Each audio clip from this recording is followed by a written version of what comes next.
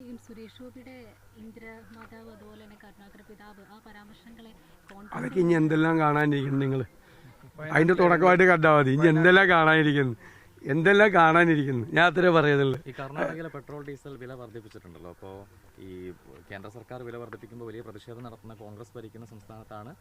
എനിക്ക് അതിന്റെ ഡീറ്റെയിൽസ് അറിയില്ല. ഞാൻ അന്വേഷിച്ചിട്ട് അടുത്ത ദിവസം ഞാൻ പ്രതികരണം പറയാം. ടാക്സ് വർദ്ധിപ്പിച്ചിട്ടുണ്ടെങ്കിൽ പ്രതികരണം പറയാം.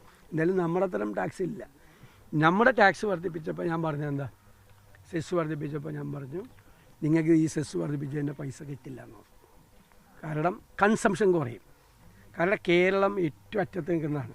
നമുക്ക് ഏറ്റവും കൂടുതൽ വരുമാനം ഡീസലിൽ നിന്നും പെട്രോളിൽ നിന്നും വരുന്നത് കൂടുതൽ ഡീസലിൽ നിന്നാണ് വരുന്നത്. വലിയ ട്രക്കുകൾ ഇവിടെ വന്ന് ഫുൾ ലോഡ് അടിച്ചു പോകുന്നതാണ്. ഇത്രയും പൈസ കേരളത്തിൽ കൂട്ടിയാൽ അവരെല്ലാം മാഹിയിൽ നിന്നും തമിഴ്നാട്ടിൽ നിന്നും കർണാടകത്തിൽ നിന്നും അടിച്ചുകൊണ്ട് പോകും. അതുകൊണ്ട് കൺസംഷൻ കുറയുമെന്ന് പറഞ്ഞു. അന്ന് എന്നെ കളിയാക്കി. ഒരു കൊല്ലം കഴിഞ്ഞപ്പോൾ ഞാൻ തന്നെ കണക്ക് വെച്ചു. കോടിക്കണക്കിന് ലിറ്റർ ഡീസലിൻ്റെ കുറവാണ് ഇപ്പോൾ കേരളത്തിൽ അടിക്കുന്നത്. എല്ലാവരും പുറത്തുനിന്ന് അടിച്ചിട്ട് ഫുൾ ടാങ്ക് അടിച്ചിട്ട് കേരളത്തിലേക്ക് വരുക, തിരിച്ചു പോകുമ്പോഴാണ് അടിക്കുന്നത്. അപ്പോൾ അശാസ്ത്രീയമായിട്ടാണ് കേരളത്തിൽ ചെയ്തത്. എനിക്ക് കർണാടകത്തിൽ ഡീറ്റെയിൽസ് എനിക്ക് അറിയില്ല, ഞാൻ നോക്കിയിട്ട് പറയാം. വയനാട്ടിൽ ഏതെങ്കിലും നിർദ്ദേശങ്ങൾ വെച്ചിട്ടുണ്ടോ സ്ഥാനാർത്ഥി ആരാണെന്ന് സംബന്ധിച്ച് കേരള ഘടകം? ഒന്നുമില്ല, ഞങ്ങളൊന്നും വെച്ചിട്ടില്ല. അത് മാത്രമല്ല, രാഹുൽ ഗാന്ധി ഒരു തീരുമാനം എടുത്തിട്ടില്ല. അവിടെ ഒരു തീരുമാനം എടുക്കട്ടെ. അദ്ദേഹം ഒരു തീരുമാനം എടുത്തിട്ടില്ല. അദ്ദേഹം തന്നെ പറഞ്ഞു അദ്ദേഹം ധർമ്മസങ്കടത്തിലാണ് എന്ന് പറയുക. തീരുമാനം എടുത്തിട്ടില്ല. തീരുമാനം എടുത്തു കഴിഞ്ഞ് നമ്മൾ ആലോചിക്കുള്ളൂ അതിനെപ്പറ്റി.